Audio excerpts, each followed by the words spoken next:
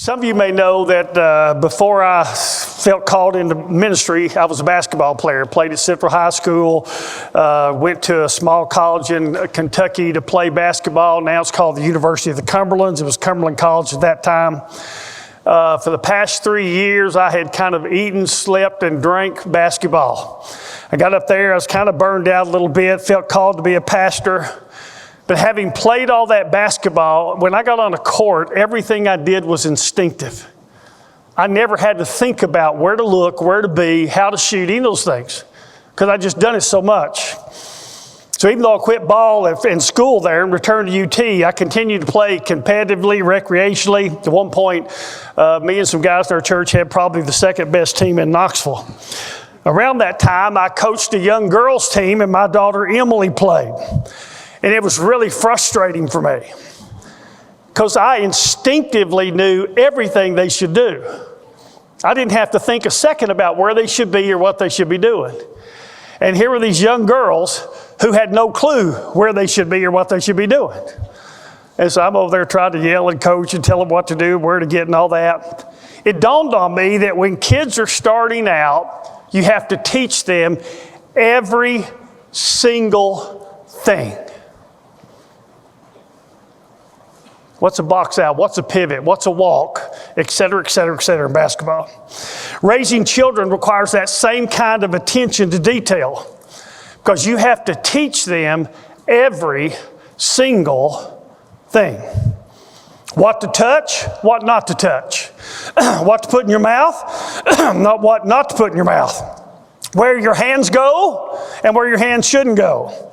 What they are to say and what they are not to say. Where they are to be and where they are not to be. How to behave, how not to behave. Raising children, especially if you're doing it right, is some of the hardest work in the world. So if you have a child think, oh, this is going to be easy. And here's the deal. The older they get, the harder it gets. Some of you got babies. You got this baby keep you up. And I say, oh, this is really hard. Brace yourself. It's going to get a lot harder than that. What's a parent to do? So this morning I will speak on biblical preaching. This is the fourth of 6 messages I'm doing on parenting in a larger relationship on parents. On relationships. Follow along in your outlines. I'll read Deuteronomy chapter 6, verses 5 to 7. You shall love the Lord your God with all your heart, with all your soul, and with all your might. These words which I am commanding you today shall be on your heart. You shall teach them diligently to your sons, and shall talk of them when you sit in your house, and when you walk by the way, and when you lie down, and when you rise up. The point of these verses is not to have a daily devotional with your children. The point of these verses is everywhere, all the time, you're teaching. Everywhere, all the time, you're teaching. When they're sitting, when they're walking, when they're laying down, when they're getting up. So I'm going to give you 7 responsibilities of biblical parenting, and I've reduced each main point into one word. The first word is model. Model. Do what you want them to do. So what is that? Well, spiritually, you should, number 1, love God well.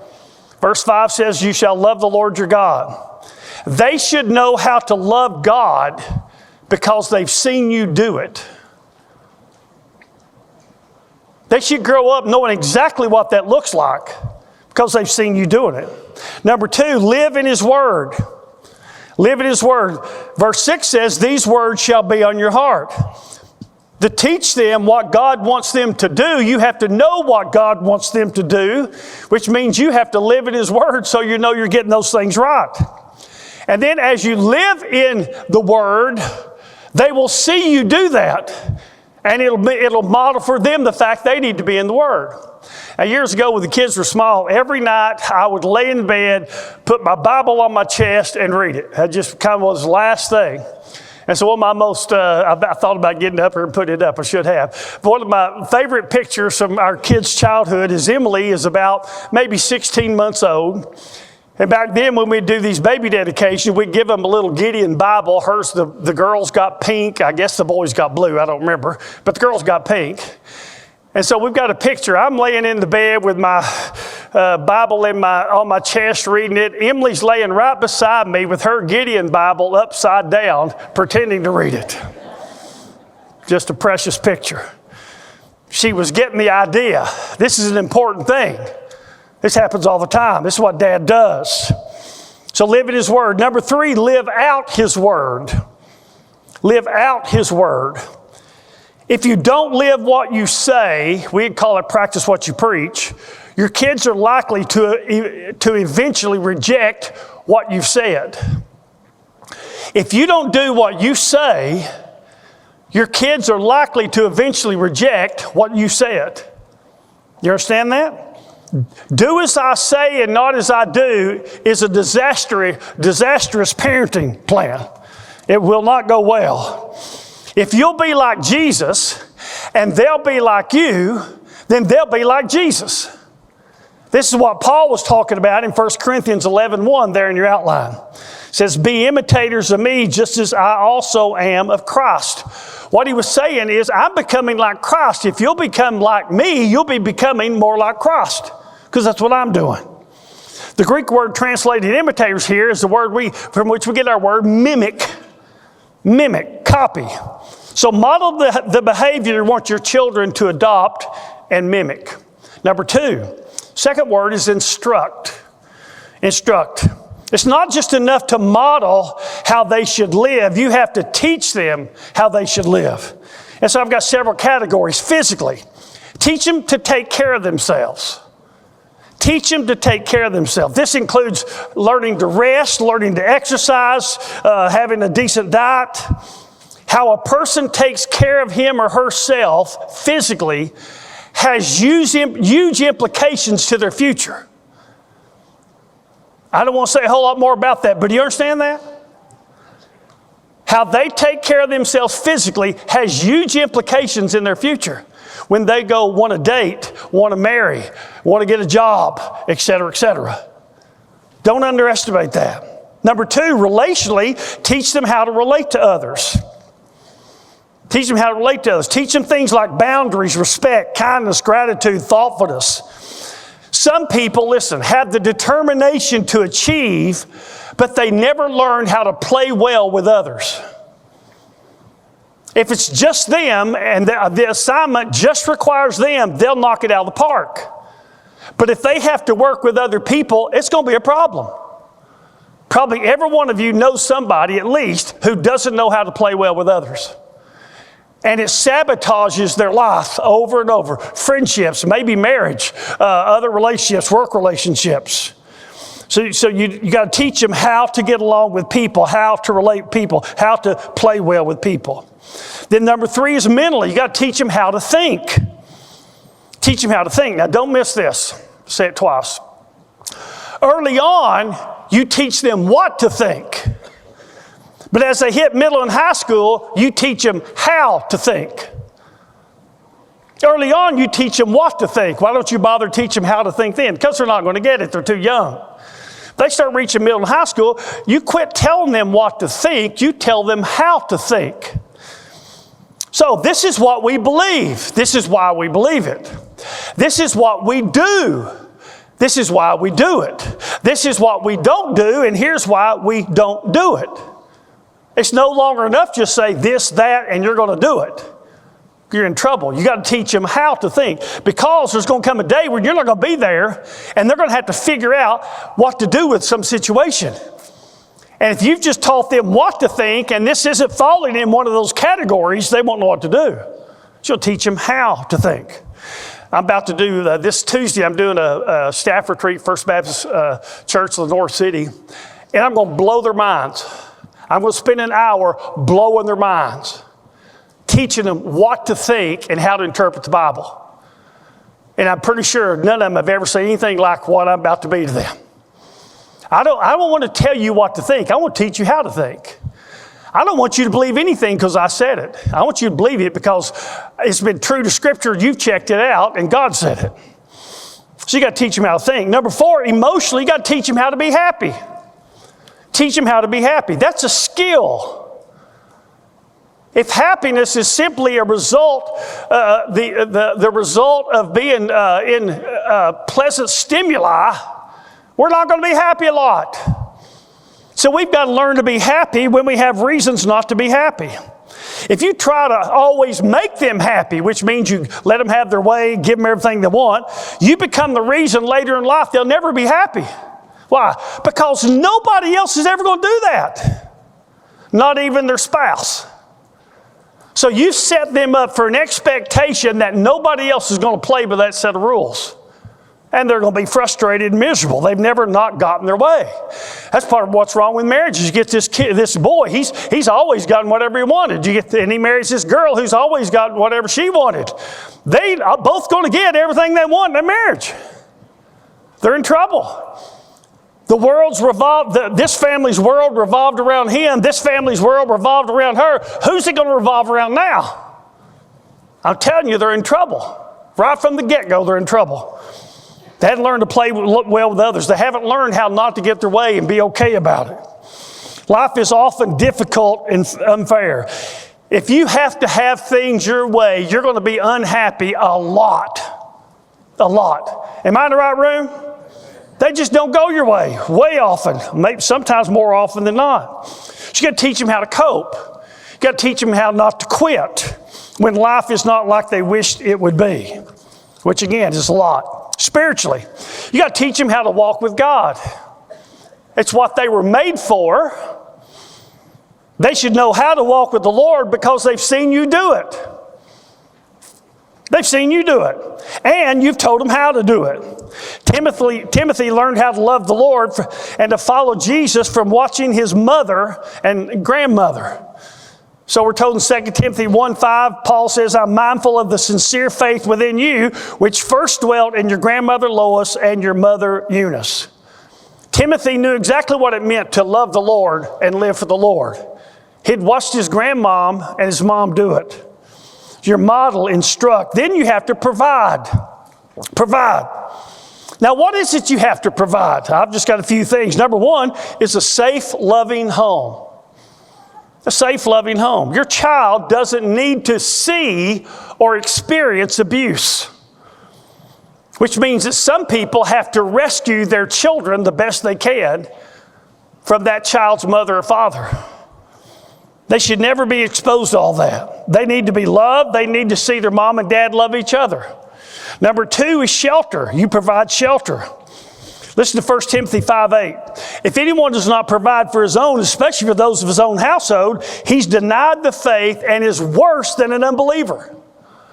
That's a pretty incredible statement, isn't it? A third thing, this is kind of a gimme, but it's true, is food. You got to give them food. They'll starve to death if you don't. Let me give you some great advice. Don't have children till you can conceivably afford them. Don't have them till you conceivably afford them. I'm going to come back to that later. Jot down, listen to Proverbs 24:27. Proverbs 24:27. Prepare your work outside and make it ready for yourself in the fields. Afterwards, then build your house. Now here's my paraphrase of that verse. Get your financial act together before you marry and have kids. Get your financial act together before you marry and have kids. And of course, number 4, you want to give them Jesus.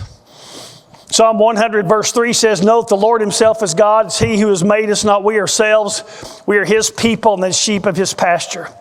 Your children came from him, not you. Jeremiah 1:5 says they were with him before they were conceived by you and your spouse. They were made by him, not you. They were made for him, not you. Colossians 1, I believe it's 19. And the ultimate judge of their lives will be him, not you. You might think, well, they're doing fine. God might not think that at all. You got to provide Jesus to them. Now, don't miss what I didn't say you had to provide. You don't have to take them to Disney World. You don't have to give them a smartphone. You don't have to buy them a car when they turn 16. You can be a perfectly good parent and not do any of those 3 things. You can be a great parent and not do any of those three things. They don't need those things. None of those things make them a better person. Stuff doesn't make people into better people. Do you understand that? If you're a jerk and get a lot of stuff, you're just a jerk with more stuff. If you're a loser with no stuff and you get stuff, you're just a loser with stuff. Stuff has nothing to do with their character. Understand that. So don't feel guilty. Well, we can't afford a car. That's fine. Let them get a job. We'll talk about that in a minute. So none of those three things will make them a better person. Stuff doesn't. Model, instruct, provide. Number 4, protect. Protect. Physically protect them from dangerous risks. Protect them from dangerous risks. Dangerous risks include people, places, and things. Don't put your 16-year-old on a crotch rocket. It's almost a death sentence. So you got to think about those things. Number 2 is relationally. Relationally, you have to protect them from bad people. Those bad people include strangers and some of their potential friends. When you have children, you immediately have to begin in your home the FBI, the Family Bureau of Investigation. And you're watching your child, and you're watching what they're doing, and you're watching who they're doing it with. And it never stops till they leave your house. You're always watching for those things. Why? Because it's your job to protect them. Some of you have to protect your children from your brothers or sisters. Some of you from your parents, some of you from a grandparent. I can't tell you how many times I've heard it, but it's been multiple times.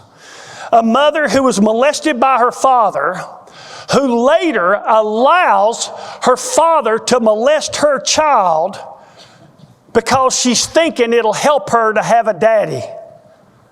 And she doesn't want to break the family up. Now, did you hear what I just said?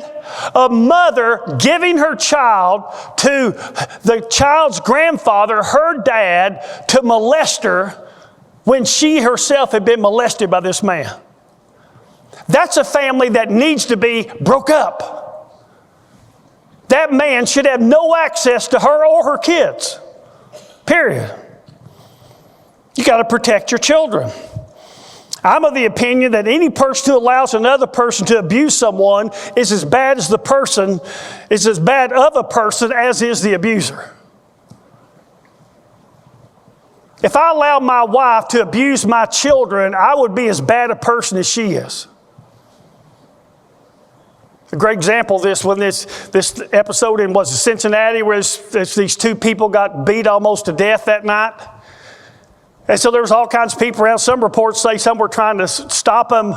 Anyway, most people, what they do, they just run their video camera. They don't even call the police. They just want something they can post on YouTube or Facebook. Every one of those people was a coward. And they ought to be completely ashamed themselves that they didn't jump in. Even if they got the crap beat out of them, they should have jumped in there and tried to save those people. Did I just say a bad word in church?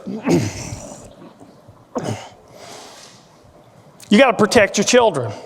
You got to protect them mentally. You got to protect them from harmful inputs.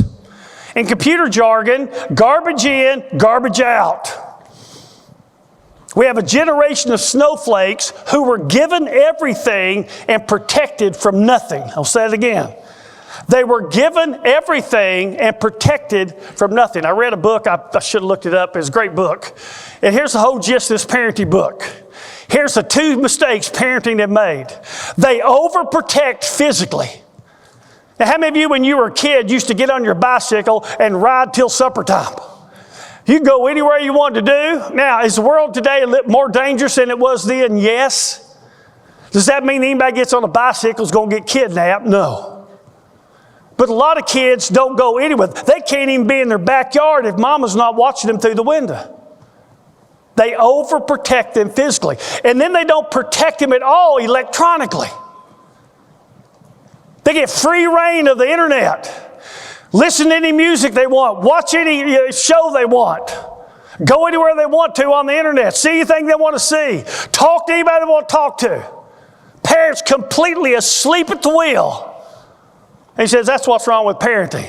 We ought to be protecting less physically and way, way more electronically. But we don't do it. Now, I won't say that because it ought to be said, and I feel better about saying it. I don't know that anybody's going to do anything about it. But anyway, there you go. If the bottom line is you want your kids to like you, you're no longer a parent.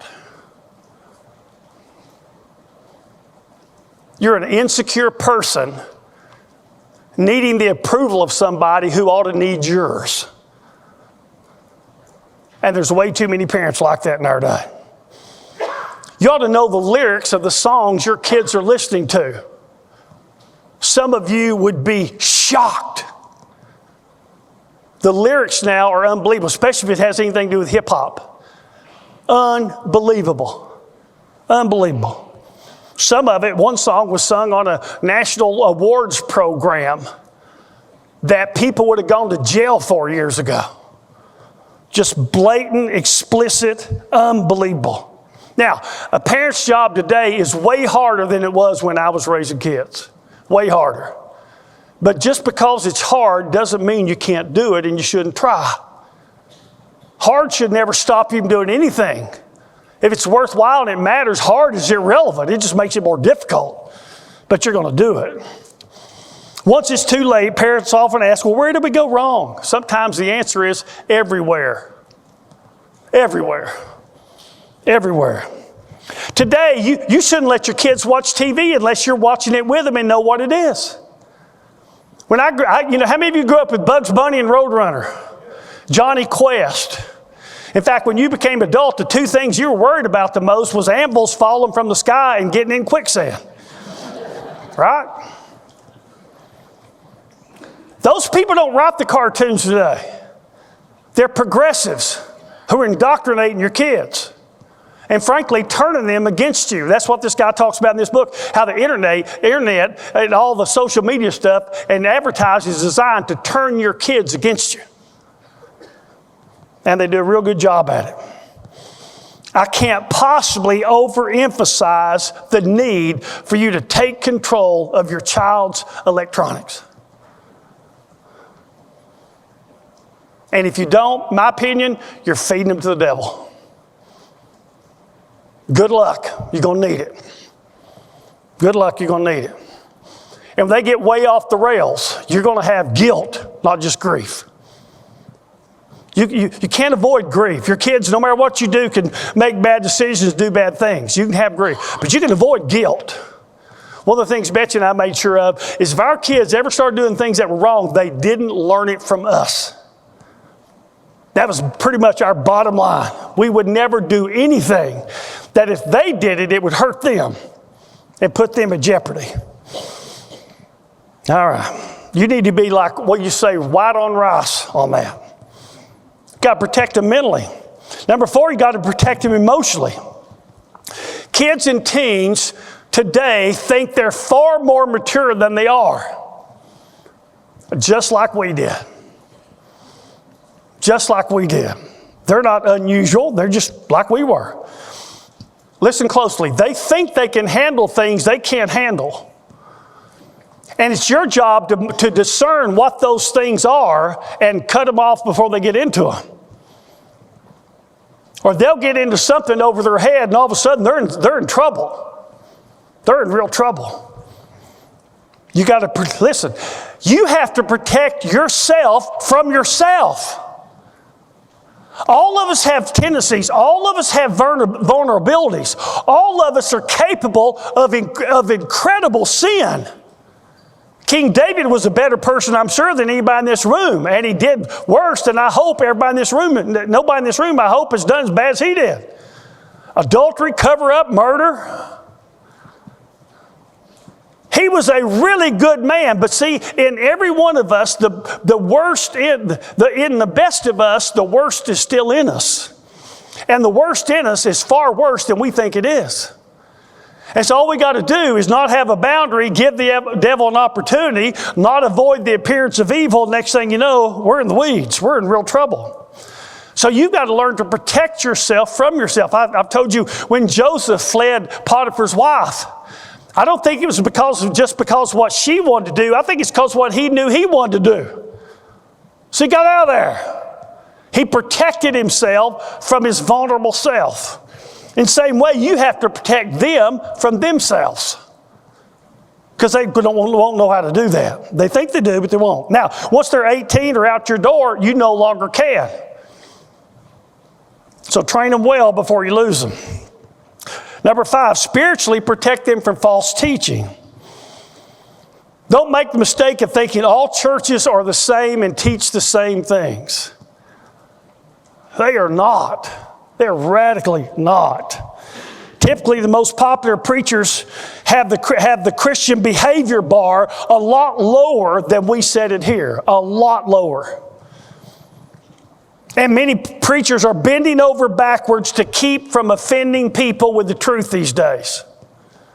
The goal is not to preach the truth. The goal is to get and keep the crowd.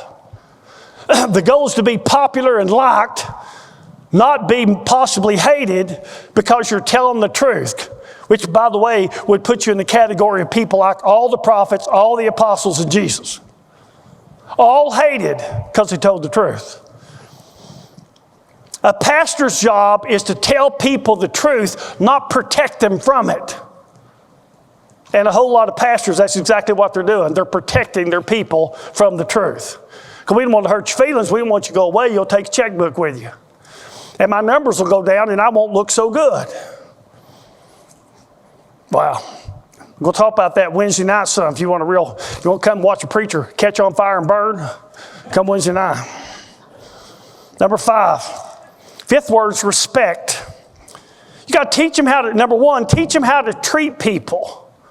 Respect. Teach them how to treat people. Matthew 7:12, treat people the same way you want them to treat you. Number 2, teach them how to take care of things. How to take care of things. Proverbs 27:23-24 tells us, know well the condition of your flocks and pay attention to your herds. For riches are not forever, nor does a crown endure to all generations. What that means is you learn to respect things and take care of things. What we've seen out of young adults over the past several years is a total disrespect for people and things. So if you feel like doing it, shoot a CEO. We'll make a hero out of you. Shoot a Jew. We'll admire you for it. Set a building on fire. You'll be our hero. Topple a statue that's been there for 100 years or whatever else. And in their mind, their snowflake minds, every one of those things is justified, and they're frankly good people, not bad people, for doing them. Teach them how to respect people and things. Number 3, because the Bible talks about it, I'm going to throw it in. Teach them how to treat animals. Teach them how to treat animals. Proverbs 12:10, a righteous man has regard for the life of his animal. Well, if he has regard for the life of his animal, how much so, more so, of the life of a child or a person? This blew my mind this week. One of the real problems, how many of you are old enough to remember when they had Eastern State Mental Hospital over off of Lionsview Pike? Where mentally ill people would go there, and that's where they go live the rest of their lives out. It was a wonderful thing. But, in America, we've got to mainstream everybody. So what we did is we closed down the hospital, just moved them to the streets. So now we've got this massive homeless situation of all that. Here's another problem. If you've got a mentally ill child that's dangerous, you can't do anything with him. So Trump's trying to do something about this and get these places opened back up. And anyway, I don't remember if I saw this on Fox News or where I read this, but it's a true story. Lady writes in, she said that she is terrified of her psychopath son. He has at least once poisoned everybody in her family. He literally strangled the pet dog to death. Now, this is a kid with problems, right? She lives every day of her life fearing that he's going to kill her or one of his siblings. And there's not a thing she can do about it until he breaks the law and gets incarcerated. Then maybe he can go somewhere. So it may take the death of his mother or of his sister for him to ever get put away where he can't hurt somebody. Teach him how to treat animals. Number 4, teach him to respect authority. What you do with a child who rebels, and what do you do with a child who rebels and disrespects authority? People say, I hear parents say this. I just go, oh gosh, I'm afraid. If I do that, I'm afraid of what my child should do.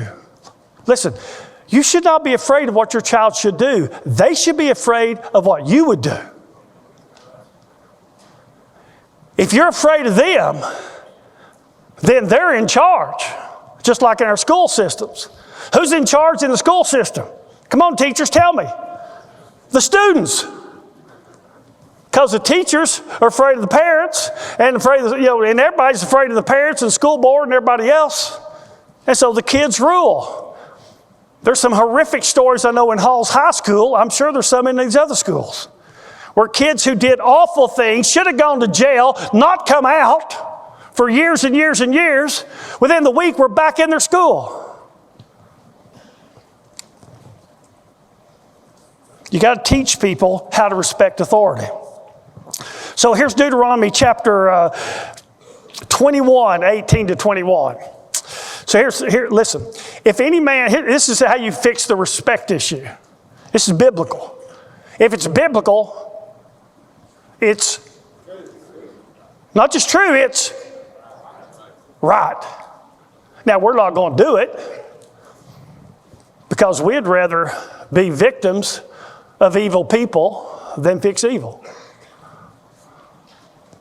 If any man has a stubborn and rebellious son who will not obey his father or his mother, and when they chastise him, he will not even listen to them, then his father and mother shall seize him, bring him out to the elders of his city at the gateway of his hometown. How many of you know where this is going? Raise your hand if you know where this is going. Okay, a few of you. They shall say to the elders of this city, this son of ours is stubborn and rebellious. He will not obey us. He's a glutton and a drunkard. Then all the men of the city shall stone him to death. So you shall remove the evil from your midst, and all Israel will hear of it and fear. Listen again to those last two phrases. You shall remove the evil from your midst, and all Israel will hear of it and fear.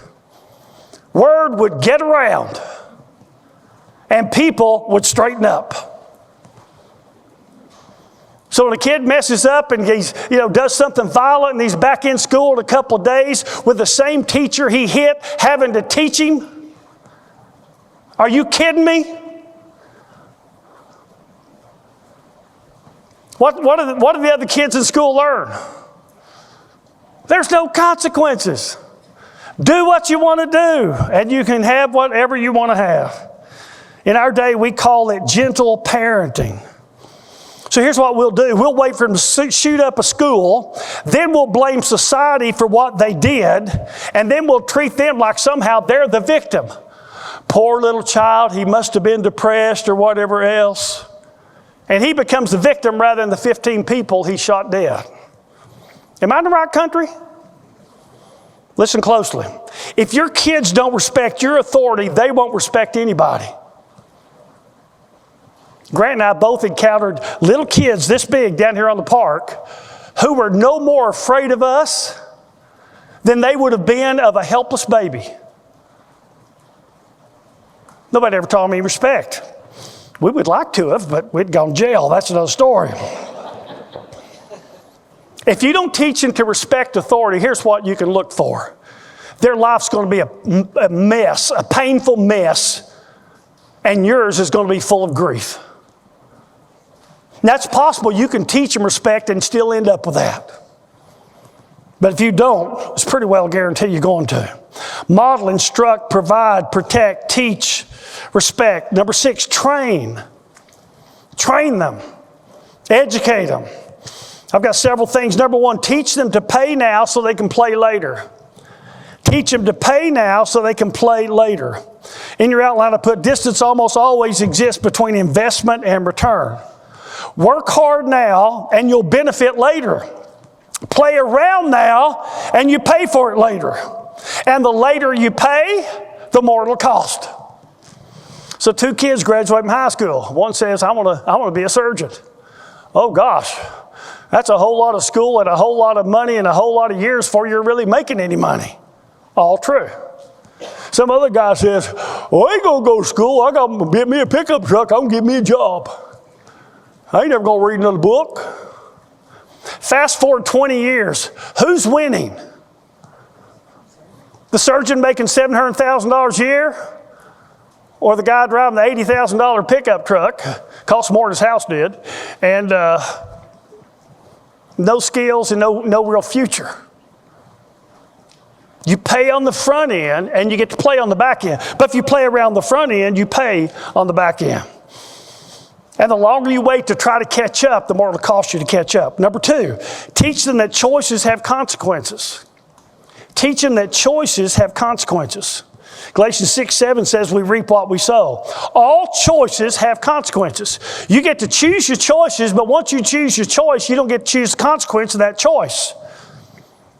It's been true since Adam and Eve that bad choices lead to bad consequences. And also we have no idea what those bad consequences might be. They may be far worse than we imagine. Number 3, teach them to be faithful. Teach them to be faithful. Proverbs 20 verse 6 says, many a man proclaims his own loyalty, but who can find a trustworthy man? Teach him to be dependable and faithful. Someone who that others can count on. Listen, you young people. When I was growing up, to get ahead, you had to excel. Because people were trying to make something of themselves. You guys, you can be average and you'll be ahead of the pack. If you'll excel, you'll be way ahead of the pack. Don't settle.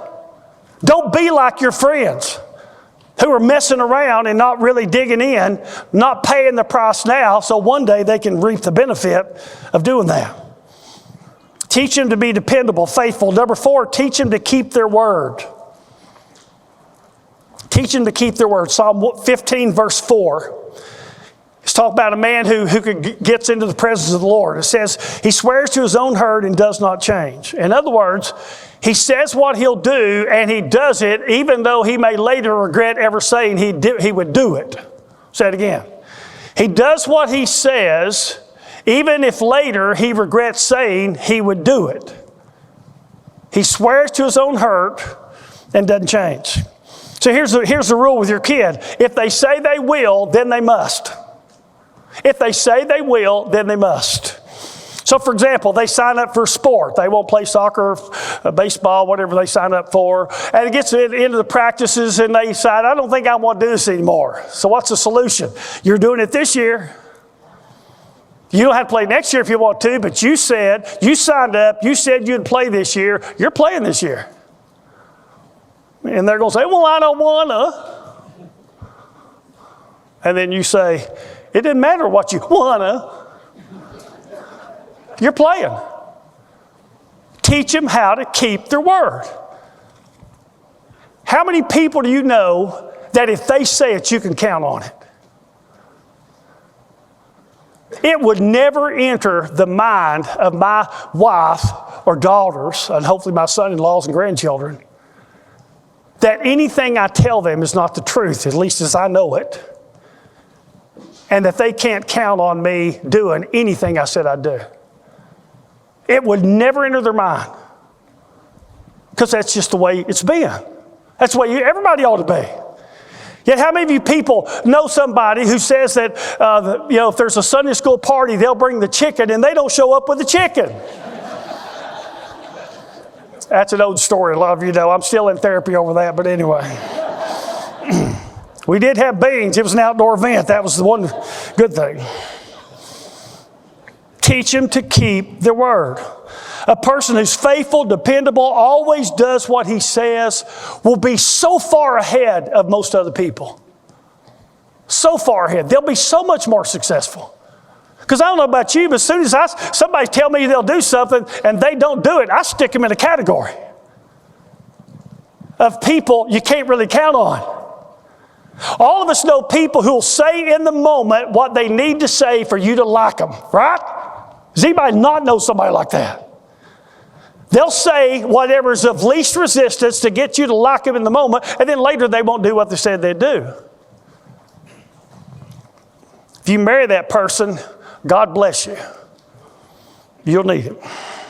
You teach them to keep their word. Number 5, you teach them how to work. Teach them how to work. Don't hand them money, have them earn it. So we give them an allowance. What do they do to earn the allowance? They need to earn it. I was working by the age of 10 to have spending money. We were poor. I wouldn't have any if I hadn't done it. When Betsy was 14, one day, school was out. Her dad said, get in the car. Where are we going? You've got a job. And so she learned the day she started her job that she had one. And he took her to her job. And there she started. Her younger brother, Jeff, he worked in grocery stores, I guess, as a kid, and then up through high school, and I don't know, in college. So he had Melody. Jeff said, but before we can get married, I've got to have $20,000 in the bank, and you've got to have 10. And they didn't get married until they had it. And they didn't have to wait a long time. You know why? Because they'd been working, not playing around. That had jobs. Try to get them a job at Chick-fil-A. It's the best place they could work. They'll learn manners. They'll learn social skills. They'll learn work skills. Yes, ma'am. No, ma'am. How could I serve you today? It's been my pleasure. How far you think that'll take them when they leave Chick-fil-A? It'll take them a long way, I'm guarantee you. Having real people skills will take you further than education does. It's your job to prepare them for the real world, not to be the reason they're not prepared for it. It's your job to prepare them for the real world, where they don't always get what they want, where they're not the center of attention, where they get told what to do, and they do it or they get fired, where they know they have to work in order to get a check, get money. That's the real world. And your job is to prepare them for it, not to try to keep them from it, which too many do. Ecclesiastes 9:10 tells us, whatever your hand finds, do it with all your might. Proverbs 21:25 says that the desire of the sluggard, the lazy person, puts him to death, for his hands refuse to work.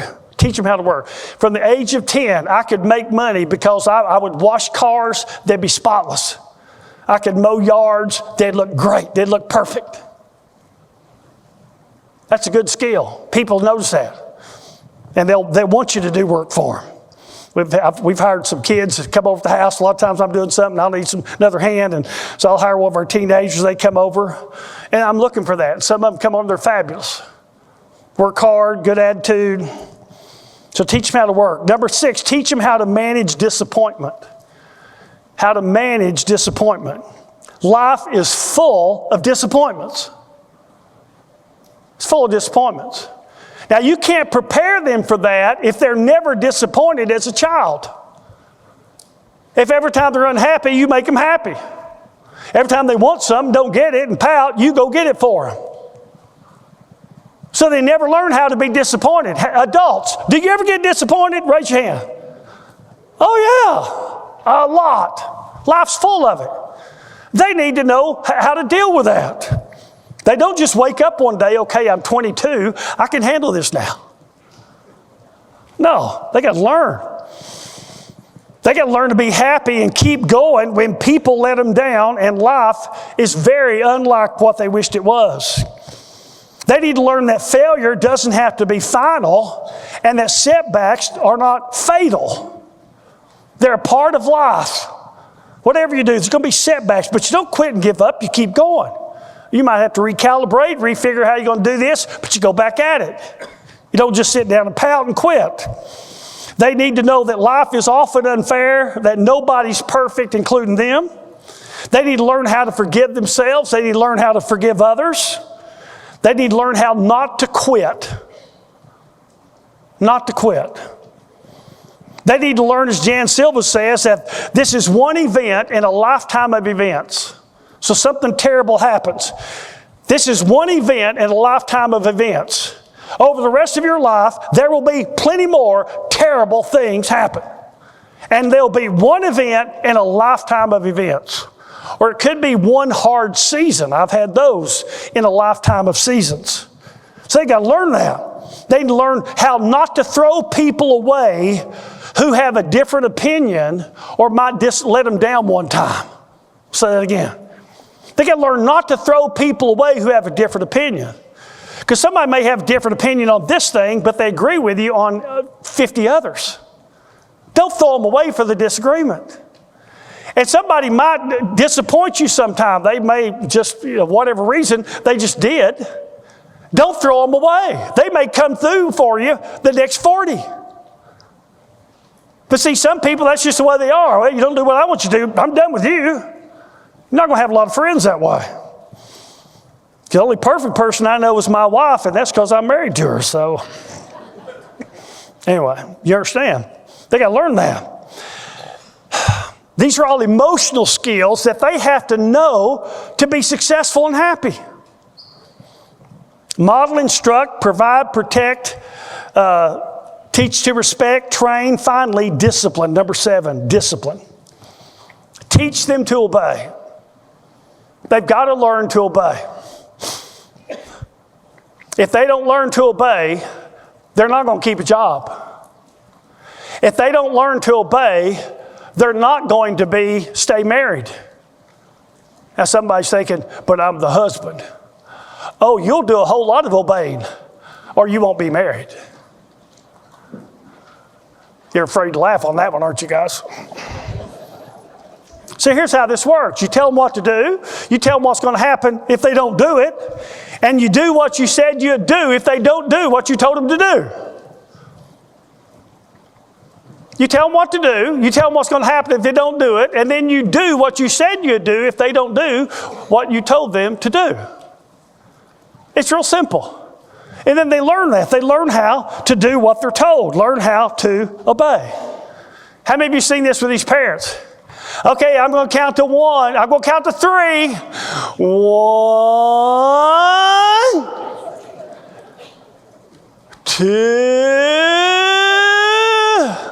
I really mean it. 3. And the kid's just looking at them. Inside, they've got their fist coiled up and say, I'm not afraid of you. Y'all say this, I'm going to count to 2. And it's going to be a quick count. 1, 2. Trouble has arrived. Trouble has arrived. This is how life works. You do what you're told to do, or you get fired. You get ditched. You get broken up with. You get divorced. To believe in Jesus is to believe that He's right about everything. God's a perfect Father, so whatever He does or tells us to do in His Word is the right thing to do. Hebrews 12:6-11 tells us about how God parents. It says there that He disciplines, corrects those whom He loves. And He says if we sin and He doesn't correct us, it's just proof we're not His children. One quick way to know that you're not a Christian, sin and see if you keep getting away with it. If you do, you're not His. Because He disciplines those that He loves. Why? Because it's the right thing to do. Verses 10 and 11 says, He disciplines us for our good so that we may share His holiness. All discipline for the moment seems not to be joyful but sorrowful. Yet to those who have been trained by it, afterwards it yields the peaceful fruit of righteousness. Disciplining your child is no fun. It's not fun for them, and it's not fun for you. But the outcome is worth the trouble. God is determined to teach, train, and discipline us so that we become like Him, live the life we should live. Discipline is no fun for the child or the parent, but it's necessary for both. If you don't discipline them, they're not going to learn how to behave, and you kind of resign from parenting. This Thursday's News Sentinel, there's a lady that you call in, used to be Dear Abby, now it's Ask Carolyn. Now Carolyn is a flaming progressive. So today she gets a letter in, this is Morton's paper, she gets a letter in. It says, we've got a child, we've been teaching, she's a teenager, we've been teaching her all about sex so she would make the right decision at the right time. We told her if she ever needs birth control, we'll get it for her. And if something goes awry, we will do plan B, which is an abortion. And so Carolyn thought she was a pretty good parent. So realize we're dealing with an idiot, okay? But now you're going to subscribe to the paper just so you can read her. This was Thursday's paper. Ask Carolyn. A mother wrote in asking what she should do with her out-of-control 5-year-old. Carolyn gave her some silly advice that would help turn the child into a problem for everybody in that child's present and future. So here's the deal. He's breaking things, then take everything that'll break out of the house.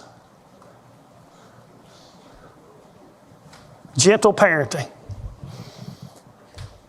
How many good school teachers have quit because of out-of-control kids that parents and schools do nothing about? I'm telling you, too many. And you teachers, I feel sorry for you. You have responsibility, but you have no authority. And the kids can come in and run over everybody because everybody's afraid of a lawsuit. The best answer to this woman's question was, light up the 5-year-old's rear end. Set it on proverbial fire. And eventually, if not immediately, that 5-year-old will figure out, when I do what Daddy says not do, my bottom hurts a lot. I think I'm going to stop doing that. That wasn't her advice. Jot down Proverbs 22:15. Foolishness is bound up in the heart of a child. The rod of discipline will remove it far from him. Again, since this is in the Bible, it's not just true, it's right. This lady who wrote in is raising a monster. And if she keeps listening to people like Carolyn, he'll probably shoot up school someday. Now here, somebody's thinking this. I raised my child like that and he rebelled when he became a teenager or a young adult. Don't raise your hand because I don't want to know you are. But somebody's thinking that. Because my child has done bad, I must have done something wrong. Not necessarily so. You do the right thing not because of what you get from it, but because of who you become by it. The right thing to do is the right thing to do no matter what the outcome is. Some are mistakenly under the impression that not correcting bad behavior in a child is the way to get good behavior. That not correcting bad behavior in a child is the way to get good behavior. Does this make sense to anybody in this room when you put it like that? No. But it happens all the time. I'm afraid they won't like me. Then you never should have become a parent. Used to, we lived over on McNeely, I would come home from work. As soon as I came in the door, Betsy'd go walk for 3 or 4 miles. I don't have how far she walked. As soon as she got back in the door, I would go run.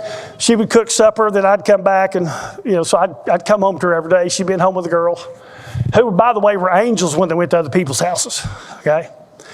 But, I'd come home, she'd meet me at the door, cried, all I do is beat them all day long. They're going to hate me. Ask them. They adore her. They adore her. In that Hebrews thing, it says, our fathers disciplined us and we respected them. In fact, with men, it's kind of a bragging right. Man said, well, my dad used to take his hand and wear me out. Well, that ain't nothing. My dad used to pull his belt off and whip my tail. Somebody else would, well, that ain't nothing. My dad used to get a machine gun and shoot at me. We didn't hate our dads for correcting us. We're kind of proud of it. We kind of made sport of it. Unless you are abusive, your child's rebellion has nothing to do with what you did. Get rid of the false guilt. That's the enemy wanting you to feel bad. You have no control over what they eventually choose to do. I know that's a horrible thing to face. It's just the truth. And all kinds of people in this room have broken hearts over kids who've made decisions and choices and live in ways that they were never raised to live. And it's not your fault. Again, unless you abused them. With your children, there will be a war of wills. And it's a battle to the end. It's not going to go away at 16 or 17 or even 7. It's a war of wills. I put in your outline something that's true of you if you're a good person, a parent. If you win, everyone wins. If you lose, everyone loses. If you win, everybody wins. That war of the wills. If you lose it, everybody loses. So, for example, if you train your child to act as he or she should, they win. Their lives are going to be good because they know how to behave. You win because they're going to bring you mostly joy instead of pain. Society wins because they become good people. Their school teachers loved having them in class. This guy loves having them as an employee. They turned out well. And then God wins because hopefully they'll become the person He made them to be. But if they go off the rails, everybody loses. They lose because their life's going to be full of trouble and pain. You lose because your life's going to be full of grief if your child goes off the rails and lives that way. Society loses because now you got somebody out there who doesn't behave as they ought to behave, and God loses because they never become the person He made them to be. You've got to win the war of the wills. That's what I said earlier. You're not to be afraid of them, what they might do. They need to be afraid of you and what you might do. So when you start this, at least at 2. At least at 2. If you think you're going to start at 8 or 9, you're in trouble. Now, I want to close with 2 phenomenal pieces of advice. Well, thank you, Rocky. Well, I thought they were. Well, good. Here's the first one. The first one's not original. You don't have kids because you want them. You have kids because you have what they need to give to them. You don't have kids because you want them. I want a baby. Get a puppy. Get a puppy. You just want something to play with? Get a puppy. If you have a child, you've just signed up for the hardest job you'll ever have. Understand that. You don't have a child because you want a baby. You have a child because you're in a position to give that child everything that child should need. That is some great, great advice. Again, not original to me. Can you give them spiritually what they need? Can you give them emotionally what they need? Can you give them relationally what they need? Can you give them financially what they need and deserve? Can you take care of them? If not, wait until you can.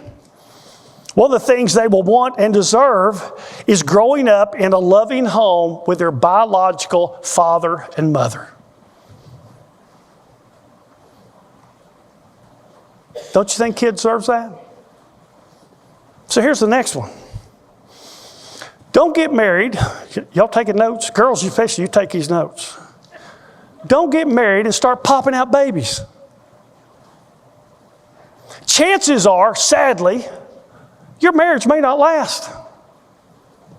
There's a real good chance of that. You say, but we're Christian. People in churches divorce the same way as people outside church.